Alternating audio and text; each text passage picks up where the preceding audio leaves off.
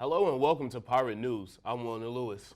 And I'm Matt Soetebeer. Today we'll give you the latest from across campus, the tri-state area, and the globe. We'll also have your Seton Hall sports update and a 5-day weather forecast for the South Orange area. Seton Hall has announced a new accelerated program for graduate students.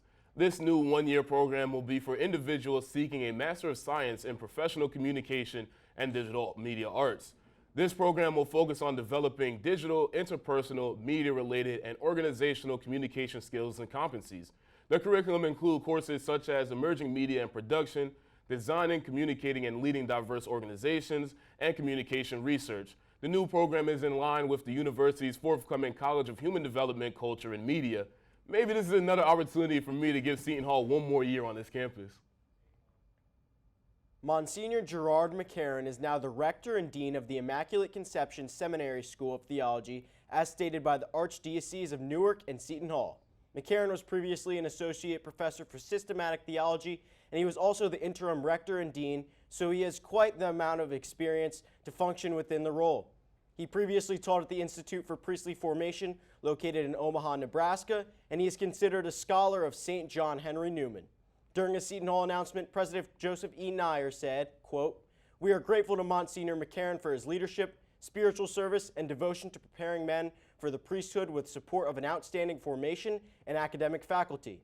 With the combination of McCarron's experience and dedication, he is primed for success within the position. If you are around campus and happen to see him, be sure to give him a big congratulations for his achievement." Now we'll send it over to Ava Geissel with the Seton Hall Sports Update. Ava? Thanks, Matt. Starting on the diamond, the Seton Hall baseball team played Ryder away from home and returned with a 3-1 victory. Will Gale kicked off the scoring for the Pirates with an infield single and came home thanks to Matt Vieira's RBI sacrifice pop fly. Ryder came back the following inning to tie up the game at 1. The Pirates rallied in the 5th inning and tacked on 2 more runs. This 3-1 win was the Pirates' 3rd consecutive midweek win. The Hall will look to continue the streak later today while playing Lafayette at 4 p.m. at home. Next up, the Seton Hall softball team played Providence away on Saturday. Thanks to Shelby Smith, the Pirates won 11-1 after she pitched the first no-hitter for the Pirates since 2010. In the 3rd inning, Layla Allen hit an RBI double, followed up by Taylor Hill hitting a 2-run home run, making the score 3-1. In the 5th inning, Kelsey Carr secured the win with a 3-run home run. In the 2nd game, the Pirates gained another win, beating Providence 9-3. Hannah Alexander started things off with a single-run home run, and the Hall followed up with another 6 runs in the 5th inning. This win was the Pirates' 4th consecutive win in the Big East Conference. The Pirates will play again on Friday when they take on Villanova at home. Well, basketball season is over, but the awards have continued to pour in for both teams. Former Seton Hall women's basketball player Lauren Park Lane was awarded with the All-Met Player of the Year award by the Metropolitan Basketball Writers Association. She's the first Pirate to win multiple Player of the Year awards. Tyrese Samuel on the men's team was also recognized for his great senior season. He was named the All-Met second team. It's the 7th consecutive season Seton Hall has been recognized on the All-Met team. That'll do it for your Seton Hall Sports Update. Once again, I'm Ava Geissel. Now back to Matt at the desk with more of the news you need to know. Thanks, Ava. Rutgers University is partnering with New Jersey schools to create a monumental climate change curriculum. New Jersey has officially become the first state that will teach all public school students about climate change from kindergarten until they graduate high school. Science experts from Rutgers have developed workshops to best educate the students about climate change, and they will be collaborating with the teachers to provide the information. The first workshop will be held for the entire state, and it will be called New Jersey's Warming Climate. It will take place from 8:30 p.m. to 4 p.m. on April 27th, and the location for the event will be the Rutgers University Inn and Conference Center. Associate Professor Janice McDonald said, quote, "Our overarching goal is to help teachers empower young people to understand climate change and have the agency to develop and implement solutions. The goal of the workshops is to get the most out of the specialists from Rutgers through creating unique, interesting formats to educate. The workshops will also present the Rutgers staff with an opportunity to better understand what an audience needs from them." Keeping up with the Scarlet Knight news, known for her role as Barbara Howard in the hit show Abbott Elementary, Emmy Award-winning actress Cheryl Lee Ralph is among the 3 commencement speakers at Rutgers University graduate ceremonies in May. Ralph will address the 257th commencement of Rutgers University New Brunswick and Rutgers Biomedical and Health Services on Sunday, May 14th. The star also has some ties with Rutgers University. As a Waterbury, Connecticut native, attended Rutgers in the 70s when she was a part of the first Rutgers class to include women and graduated at 19 in 1975. This will also mark her second graduation speech at her alma mater. The other two speakers for Rutgers this year, jazz musician Terrence Blackard for Rutgers Newark and former Camden Mayor Dana Reed for Rutgers Camden. South Orange has agreed to implement 6 marijuana retailers in the village, and a few of them are going to be open within the near future. Of the 6 approved, 3 were able to obtain their conditional licenses from the state. One of the 6 decided not to go through with the plan, so that leaves 5 retailers pushing to open within South Orange.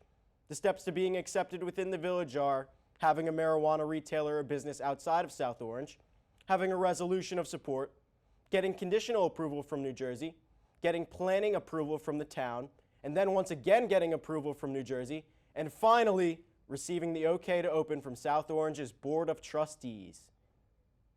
It takes a village to raise a child, and it will take a village to keep South Orange clean. Starting May 6th, the Seton Hall Village Neighborhood Preservation Program will launch their Neighborhood Cleanup Initiative in partnership with the community group Bloom and Seton Hall University students. On May 6th and the first Saturday of each month afterwards, Seton Hall Village NPP will be organizing street and park cleanups in Seton Village. For those interested in helping out, simply get in touch by emailing nppcoordinator@southorange.org and include when and where you would like to assist with this cleanup program. Now we will send it back over to Ava for your 5-day weather forecast for the South Orange area. Ava? Thanks, Wilnir. Hi, I'm Ava Geissel with your 5-day weather forecast for the South Orange area. Don't expect too much sun this week as clouds will dominate the skies today. Forecasts call for showers throughout the day. The high will be 62 degrees and the low will be 45. Partly cloudy skies are in the forecast for tomorrow with a high of 63 degrees and a low of 44. More rain is expected on Friday. The high will be 59 degrees and the low will be 48.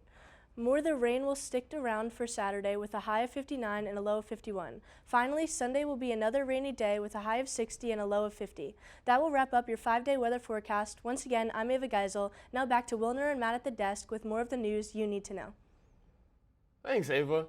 The College Board has announced that it will be making further changes to its AP African American Studies courses after much public scrutiny. College Board released a statement this week that doesn't explicitly mention what changes will be made, but mentions that the updated course will, quote, ensure that those students who do take this course will get the most holistic possible introduction to African American studies.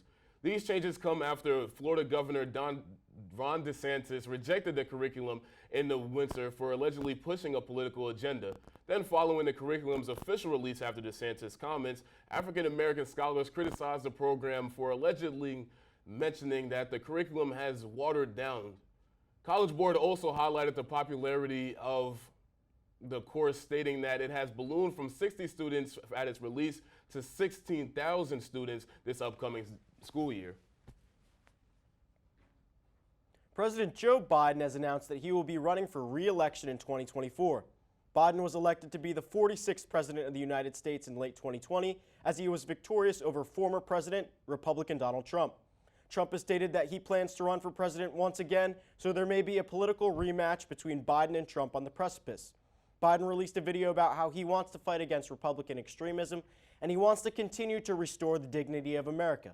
However, his approval ratings have been low, and he has been under constant questioning over his age and ability to function at a high level. There are no other significant Democratic candidates that are expected to run, and the Republican candidacy has been dominated thus far by America's 45th president, Donald Trump. That's going to wrap up today's episode of Pirate News. I'm Matt Soetebeer. And I'm Wilnir Lewis. Thanks for watching. Stay safe and have a great day.